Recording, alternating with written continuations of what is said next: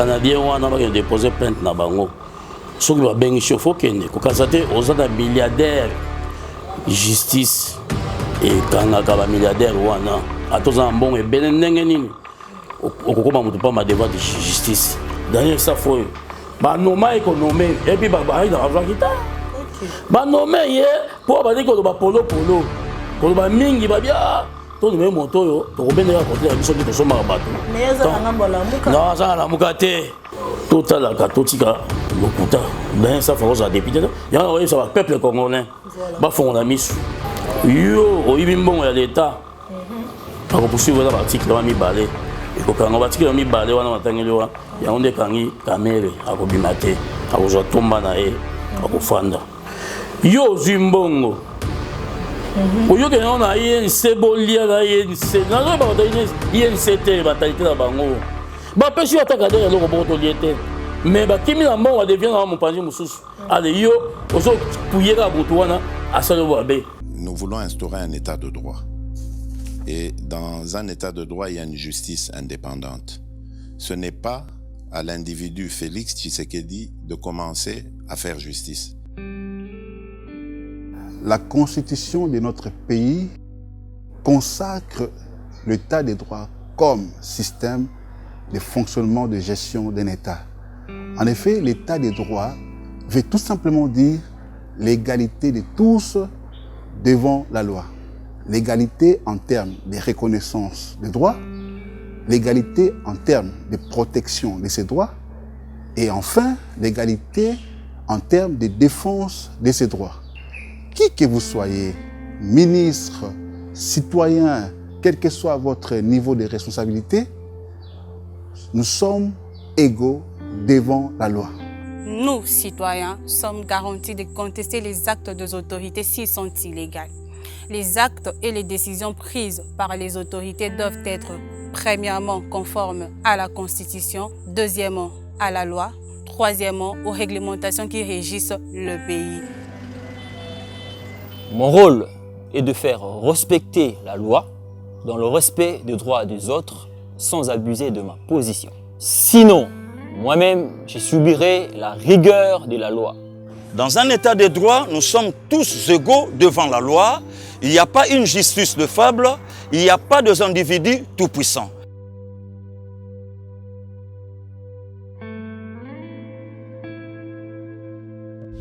Je soutiens l'instauration d'un état de droit en RDC.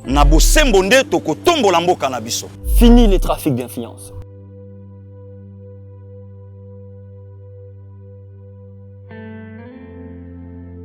Mbote na balandi nyonso balandaka Yeba TV de partout dans le monde puis pa iwa puis bozwaka biso na kati ya émission na bino ya éco-politique oyo meme na kabino toujours ba actualité politique ya République démocratique du Congo lelo tozanga ba sujet mo ebele ya ko aborder na kati ya émission ya lelo Jeannette Kabila, la sœur de Joseph Kabila, l'ancien président ya République démocratique du Congo ameka ki kosala ma déclaration na lobby na palais du peuple à l'occasion ya plénière ezala ki bongo na kati ya Assemblée nationale parmi babi maloba oya bimisaki est retenir que moi na mboka Jeannette Kabila a lobby était azako déplorer situation sociale ya ba militaire pe ba policier ya mboka na biso Congo na régime ya moi na mboka Félix Tshisekedi et ça vraiment sujet otokolobila lelo na kati émission na biso to ko aborder pe sujet mususu ezali bongo bandeko na biso ya ba avocat canadien bakenda ki bongo kotika plainte na bango na CPI contre l'ancien président de la République démocratique du Congo Joseph Kabila to kolobela na kati émission na biso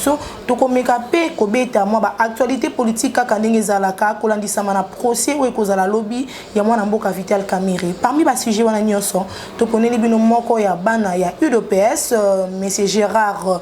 Kadima o ba vraiment ndundu kumpala yende tokozana na kati émission na biso lelo akomeka vraiment kopesa biso ba point de vue na ye par rapport ya ba sujet oyo to aborder na kati ya grande ligne émission na biso. Bonjour monsieur Gérard Kadima. Bonjour maman Bigaël. Monsieur Gérard Boninzoto to moni oza neti mwa mawa. Mawa ezali te nzoto eza bien na ngolo nzambe ndenga la musimo kilnae ndenge be biso ba partenaire tozali na mkati ya boko ya Congo Kinshasa na ndenge apesa maye na ye na biso ba ya Kinshasa pe ya Congo mobimba Après, là, ils sont montés comme on a monsieur Félix Antoine, il est président. Ndenge ya ebaki kopona moto wana yende tozana ye longo tosengi apamola mboka oyo et puis apamola pena no ye dirigeant numéro 1 ya mboka oyo. Merci mingi mwana mboka Gérard Kadima kasi bande kona biso ya ngambu ya FCC kolandisa mana Jeannette Kabila alobi ete bana chef de l'état Félix Tshisekedi ya na bokonzi situation sociale ya ba militaire na biso ya ba policier na biso eza bongo mabe ba ko vivre na ba conditions où esengeli pourtant bangonde baza bato ba simbi mboka Congo réaction na eza boni par rapport ya maloba mwana mboka Jeannette Kabila en toi côté wana mama wana abeti mabe bayebi ne ba souffrir ba soda oyo bayebi ne ba souffrir ba peuple congolais biso toza elongo na ba soda toza peuple elongo na ba militaire na ba policier wana biso ba peuple bayebi ne ba souffrir ba militaire o na ba policier atia koloba biloko mo eza archi faux ba kansate soko amemi mwa mbumalo so akopesa et comme le roi publicité akopesa la soda les super ba soda ba za mayele bazo mbumalo so na kaba mbumalo so ye lipute ye machine à coudre ye bo so eza na poison le koso ya ba congolais ba tikande so eza na poison retardé siko ba militaire na biso na ba kosuka wapi tala banza afle de kotaka combien de militaires oyo ba kufi na trahison ya papa Kabila et mon père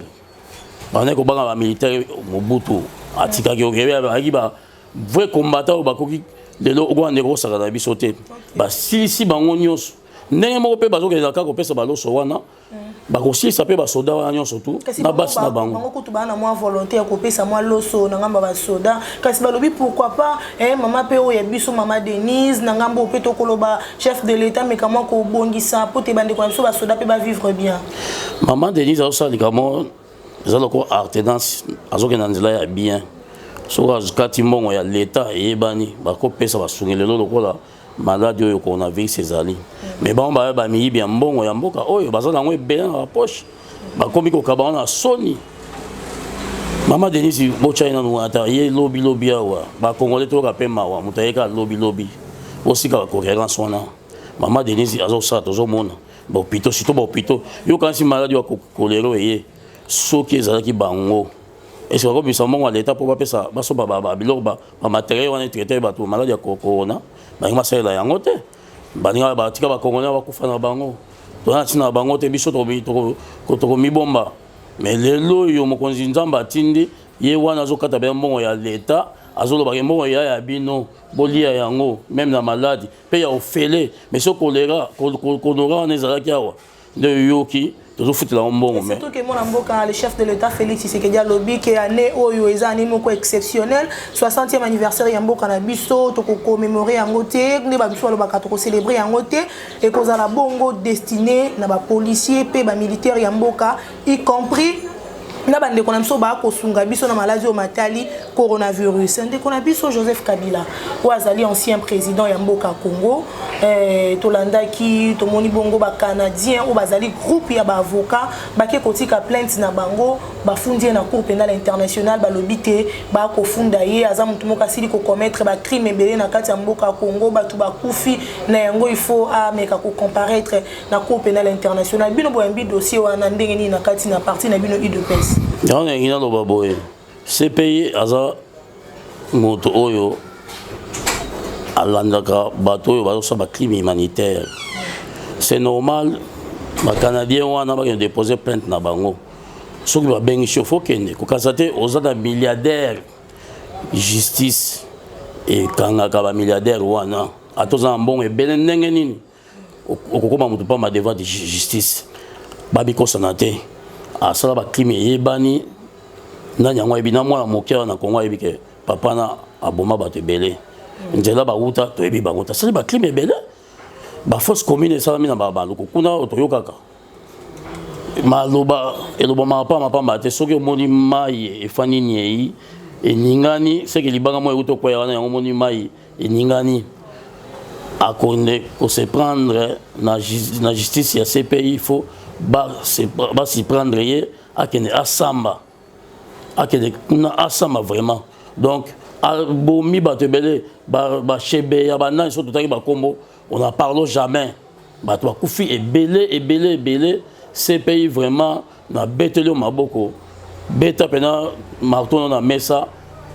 dossier wana ifungwama ekende tina suka po toyeba makasi na bango bazomona lelo justice baningi basala na justice po na mboko so justice ezali te yebaka biso toya bato pamba bango nde bakomi konyokola biso bakangaka biso bango so baza baintouchable bakokoma ndenge moko na biso osalinga likambo na kimika na justice nake conseil prêtre kuna po ke bayeba baauditionne nga nani asala likambo po natanga moto asalaka likambo songolo pakala po baya mpe kobenga ye pour balecter pour auditionner les auditionner Joseph Kabila za autorité morale il y a FCC Front commun pour le Congo où ils allaient en coalition na cash au moins mboka Félix Tshisekedi a co-dirigé kasi lelo tant bozo tika to le baneti chef de l'état Félix Tshisekedi ameki moi ko lembisa moi dossier wana ki atiki ndeko na ye o bazana ya en coalition okomona te na ngambo ya FCC ba ko benga oza lokola moi trahison par rapport ya chef de l'état Félix Tshisekedi maman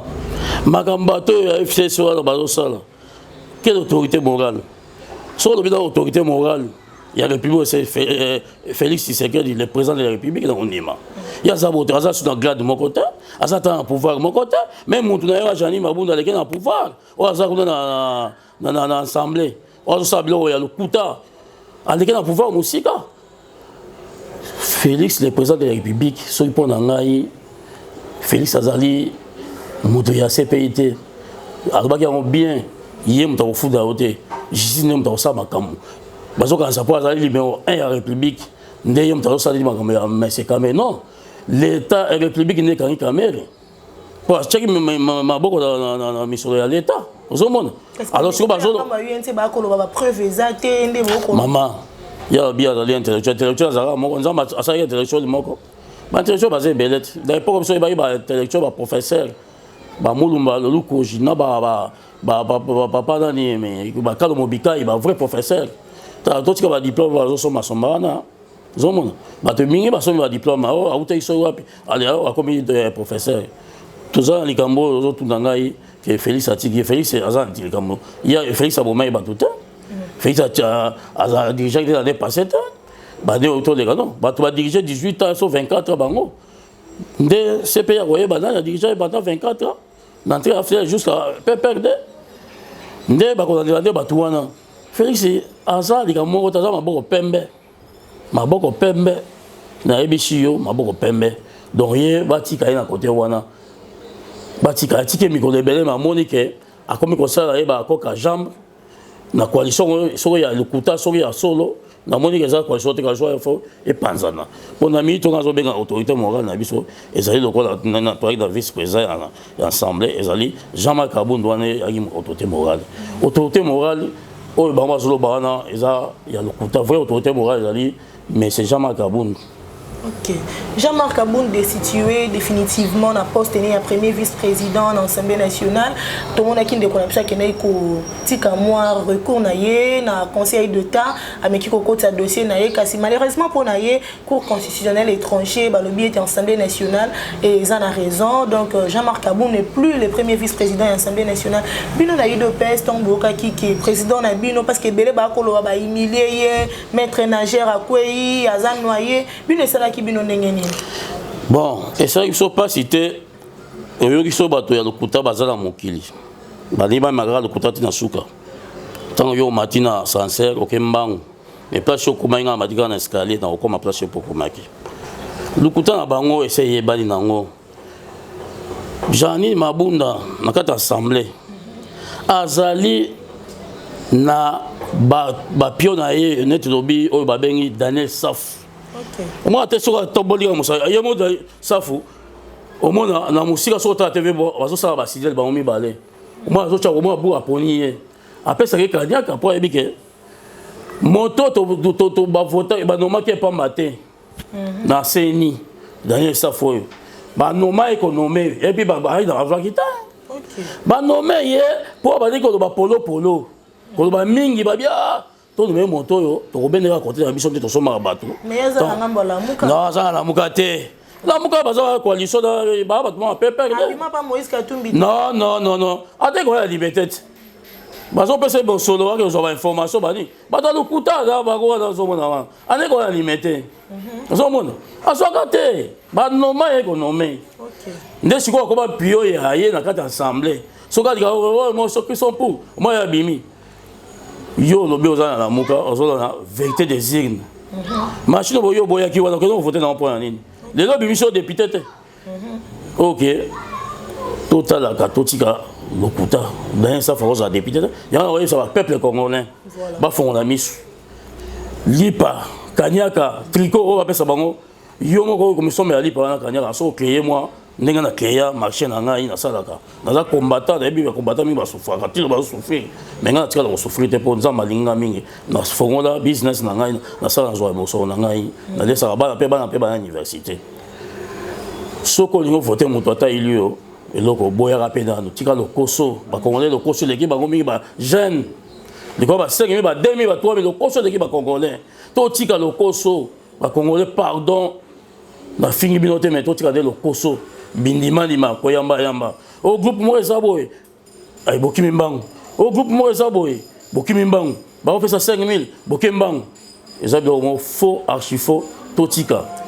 to soutenir moi mboka monsieur Félix Tshisekedi mon pour mettre le Félix ngwa yana bokondi to ko kende déjà 3 ans ngo mwana mboka Félix Tshisekedi alaka kibiso social alo biso ki na mboka Congo na kosimba makambo matali social ya ba congolais kasi to ko mona lelo pasi likolo ya pasi congolais kozanga kolia congolais azana pasi ya courant voire même chef de l'état lobby kutu que non 2 mois bande ko nso ba congolais ba futa courant te mais ba facture ezo ya kaka to ko mona on dirait suivi ezate na tango mwana mboka Félix Tshisekedi aye ezani ni respect zate vis-à-vis ya autorité ya mboka to ndenge nini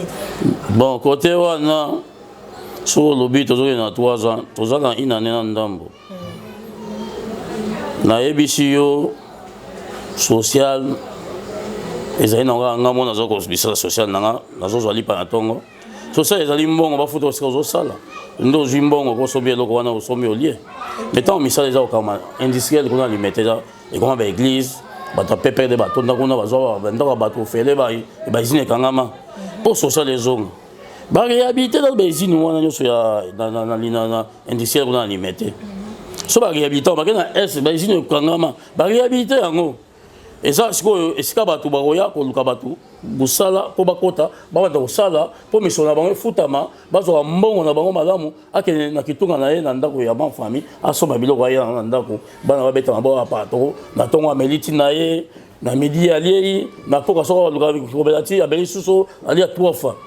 social za ngo mukenga na misala social na ngai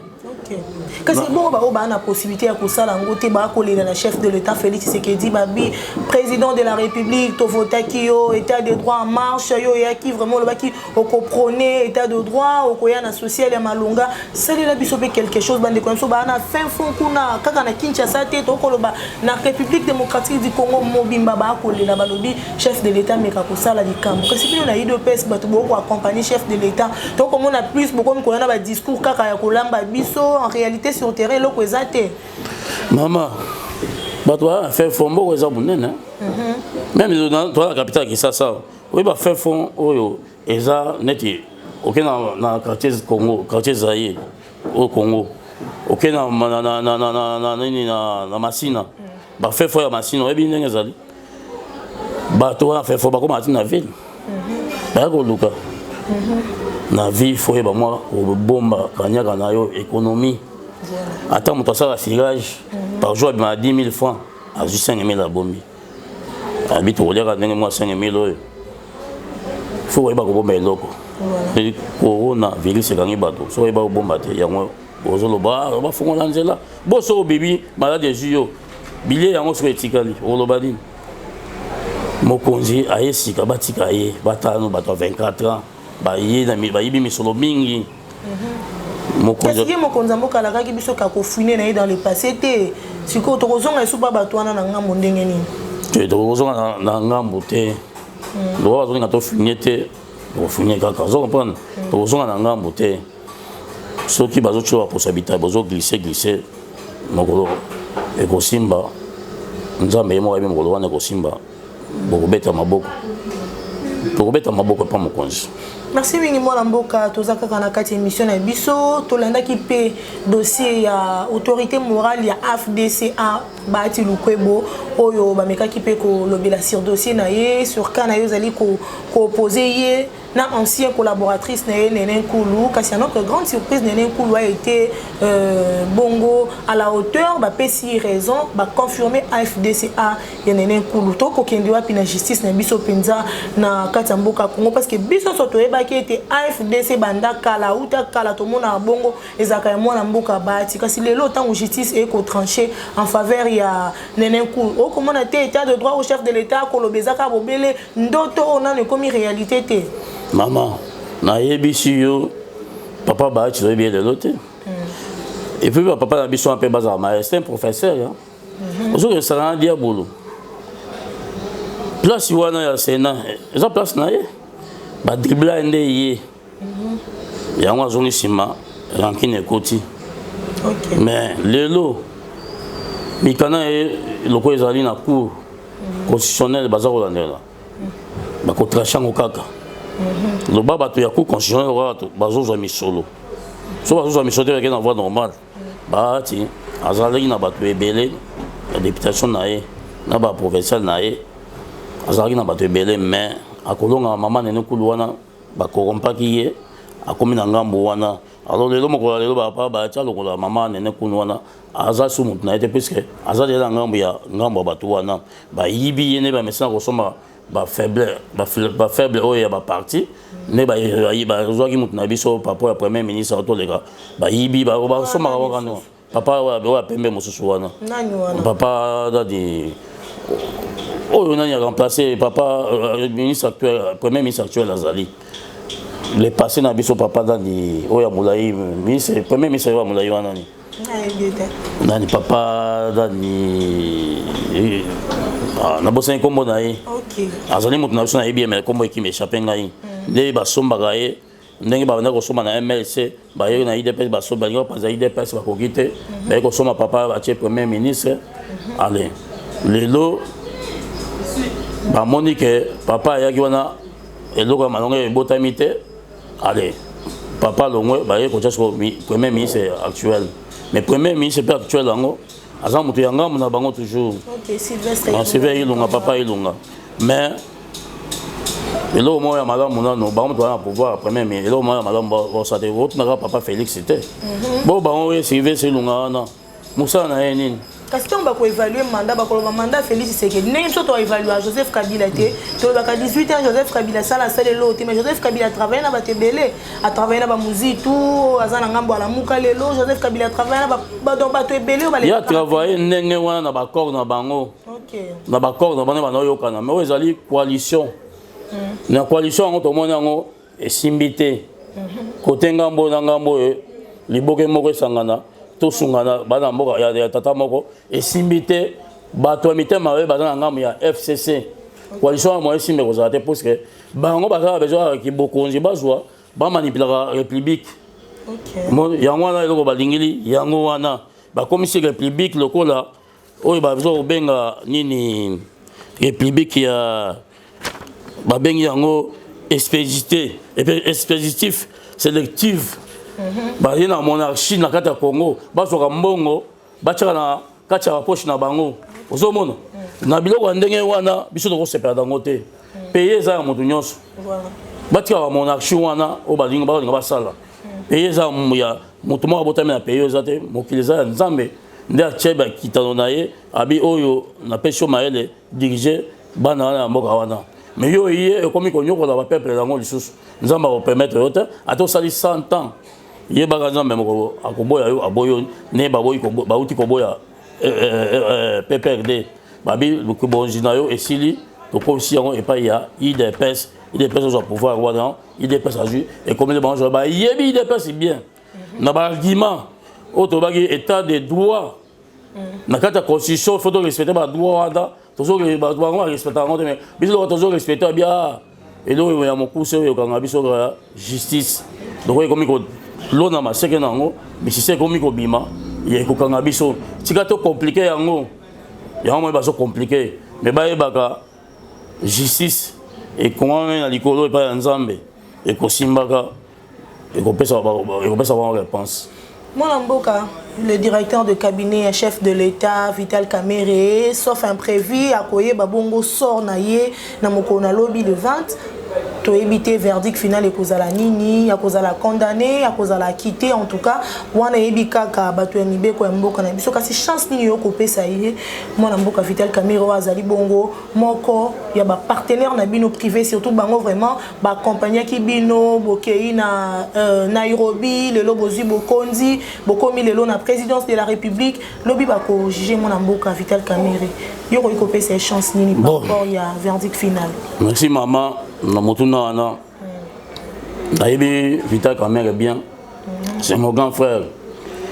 mais nabelaka na makambo wana te ya kotia maboko milai ntango ngai na 82 naza kotanga na deuxième sero na Kilimani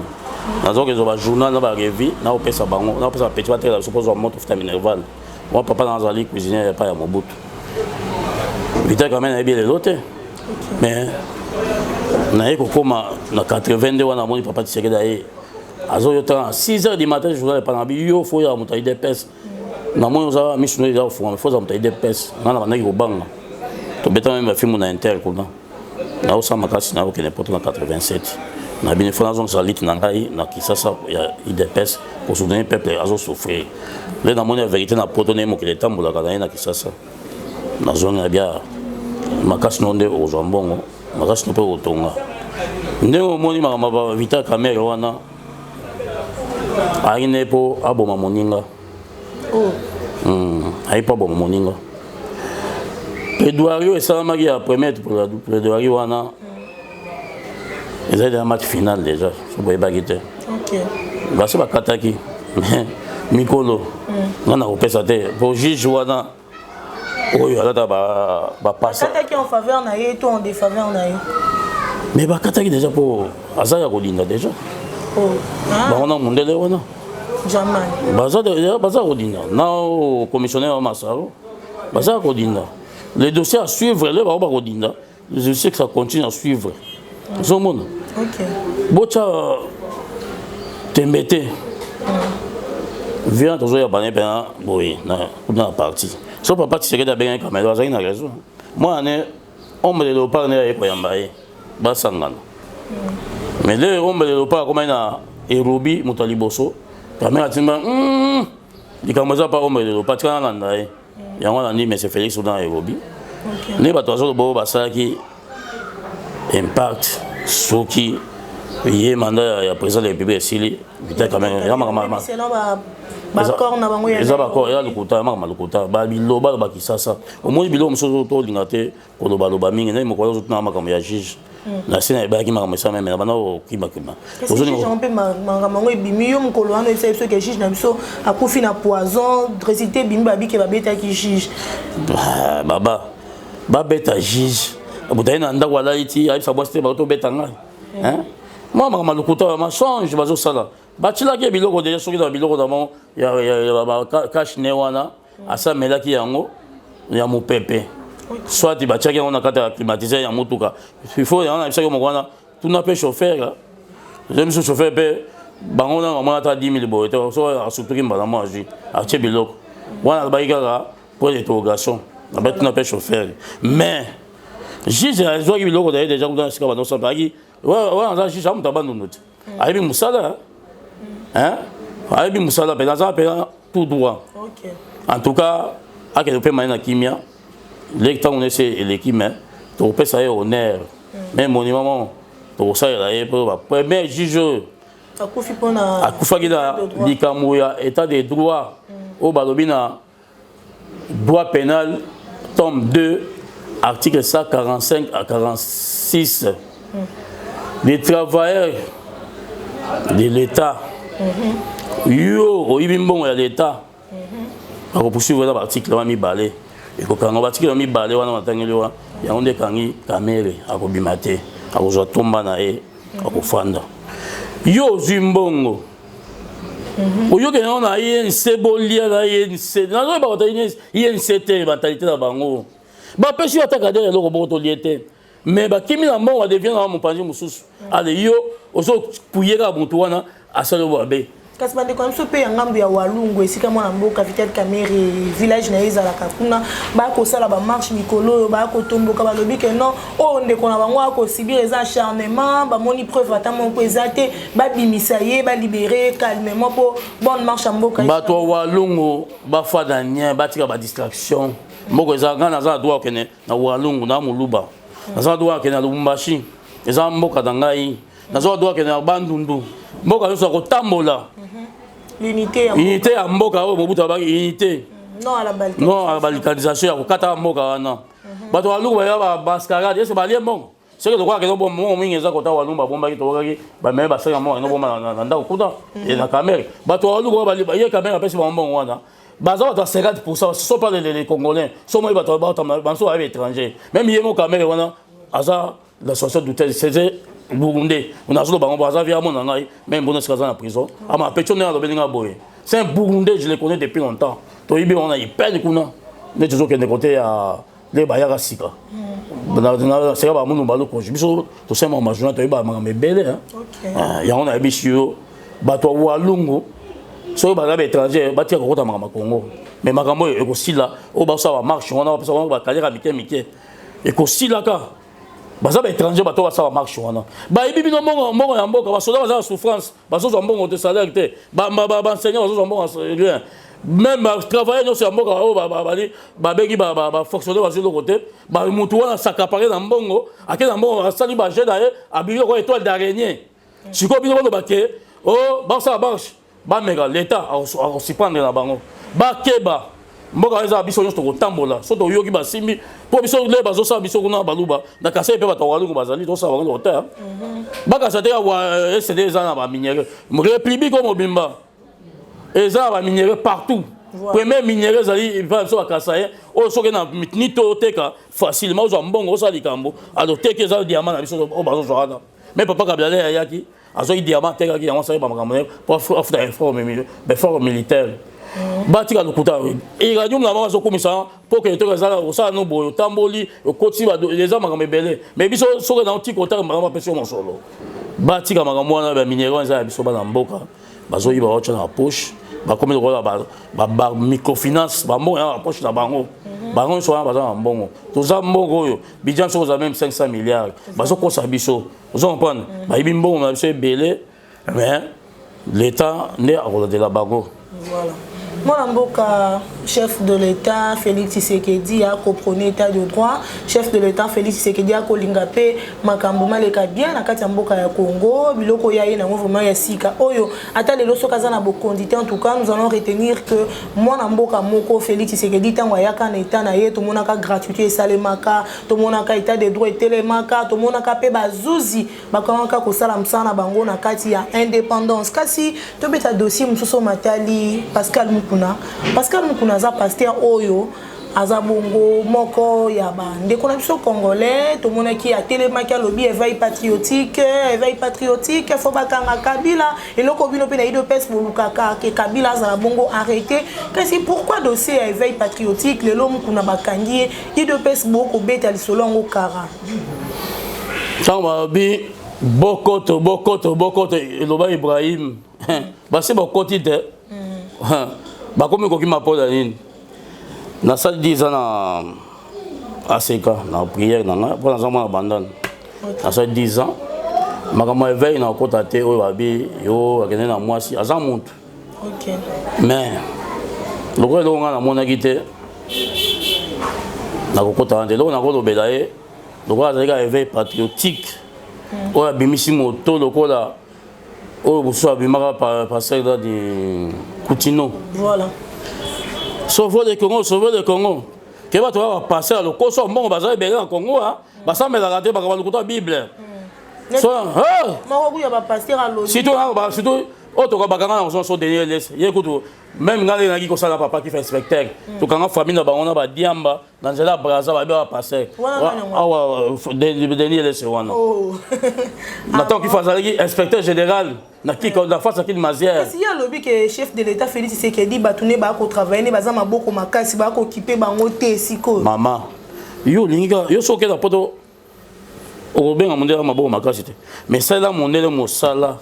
o ma na ofuto salaire na yo salaire ya ngwana eloko monto azo tozo luka na mboko yo bina salaire wa bozo zui zala mayele ya kosa économie na yo soko zo aboa par exemple $500 do ba économie na ya 300 200 et ko sama na ya kolia na ndako na bana ngai pendant les années o eza koya so tali salaire na na bomba et salaire autant mabo bakasi bakabela bitoka boko ba fene yati yango moni mboke bebe bona okabela mbongo na ba passer ba lokoso mbongo ba biso surtout ba passer baza lokoso mbongo na biso yo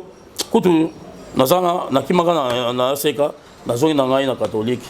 mais na loboko ba mama seka te mais c'est mukuna a continuer a kobima a continuer na litwana azali mutu moko amonaki makambo na bango tango moya lo bezaki te bako kate mutu yanga batamaki nanu tant moni ke nzamba lakse bango ne bakewana musana bango c'est fini atika ba noloba yanga bandi ko loba bona ba filme na bango ne ba bomaka bato ne ba liaka bato ne ba iba monga leta abona filme na bango asa doit ko loba po so kada yebi yote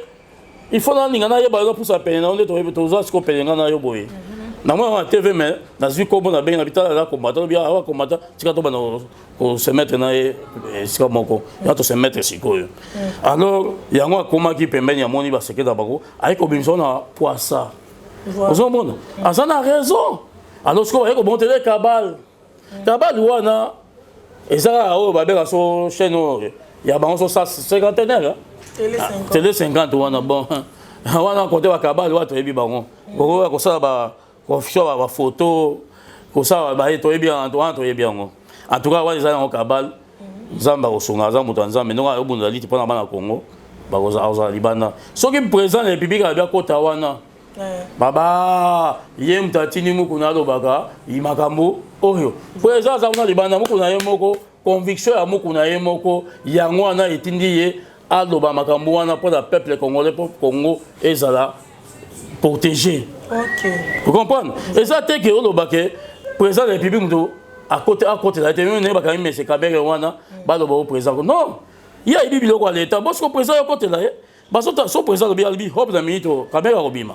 Mais jamais conseil la justice c'est gagner monte.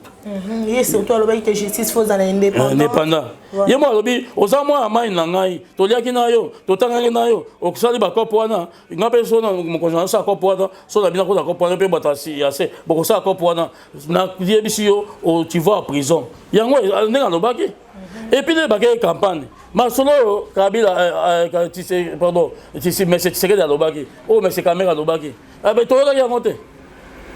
Toyoka ki yango mais le pour ay ko tsa maboko na misolo ya leta c'est que ali pas dinisa moninga na za na douceur ba obi mare ninga na kate za manya mabe na se aza douceur eza conviction na ye yango na linga pesa pe bande kona poto mbote pas de problème to apesi ma janine mbula bambote mesdames mulozi les grands prêtres mbote na pesi grand Christian mbote na Belgique na pesi vieux Freddy mbote na pesi na soie disque na zalaki pa masanga nani lulendo pepe mbote na pesi bat nyoso do na soie de France Allemagne na pesi wa mbote mingi na zalaka tani na telemia na za toujours na mobimba na kufida na mobimba ciao. Et voilà, ça n'est fini pour aujourd'hui. Merci Nabatonio Sovalingaka Yeba TV. Merci l'équipe technique Mumbai Yeba TV. Meshak Ochudi, les caméramens donc le plus frais Nabango Wana, Napesimbote na Steve Conde de Montréal. Mbote mingi na Yeba TV Mobimba. Un grand merci à mon vieux Roger les combattants. Balobi Roger les combattants donc Yonde Makambo. Bambote na yo na Pesimbote mingi na Arma Omeonga, Steve Tamoko, Gisèle Mobandomer double sans oublier Anne Chilungu. Ce qui est soazongité en tout cas ngana bino tout monani na mikolo mikoya.